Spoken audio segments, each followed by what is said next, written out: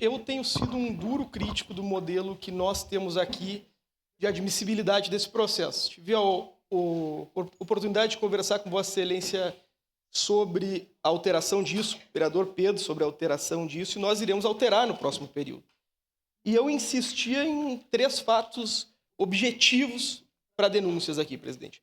E quase que na semana passada fiz a defesa de Vossa Excelência. Primeiro, o objeto. Ele precisa ser determinado.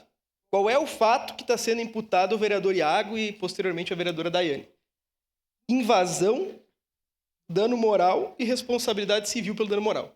A responsabilidade civil pelo dano moral, presidente, vai ser apreciada posteriormente pela Justiça, creio que eles serão acionados judicialmente. Então, que apresente sua defesa. Para declarar o voto. Nós vamos apreciar aqui a suposta invasão e se essa invasão gera quebra de decoro. No exercício do mandato, eles se encontravam no exercício do mandato, presidente? Se encontravam. Tanto a vereadora Daiane como o vereador Iago encontravam-se no exercício do mandato, assumidamente no exercício do mandato, né?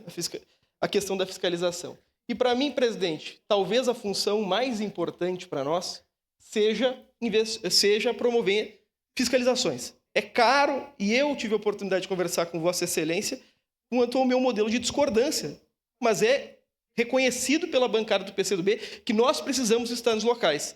Agora, tem um fato específico que me leva a votar sim nessa oportunidade, presidente, que é a questão de ter alguém armado em uma fiscalização.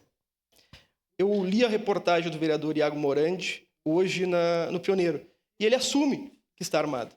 Se isso dá cassação ou não... Não, perdão, quem assume é o assessor dele. Se isso dá cassação ou não, não sei. Agora, eu quero ouvir os médicos e gostaria de ouvir Vossas Excelências sobre o fato que ocorreu. Porque o fato é determinado, as pessoas que propuseram também se encontra determinado, está sumulado o entendimento do STJ acerca da responsabilidade civil e se encontravam no exercício do mandato. Então, em razão da denúncia, cumprir os requisitos e eu entender que existe um fato, presidente, que precisa ser investigado, eu votarei sim. Obrigado. Obrigado, vereador Cláudio. Em declaração de voto, vereadora Rose Frigerio. Bom,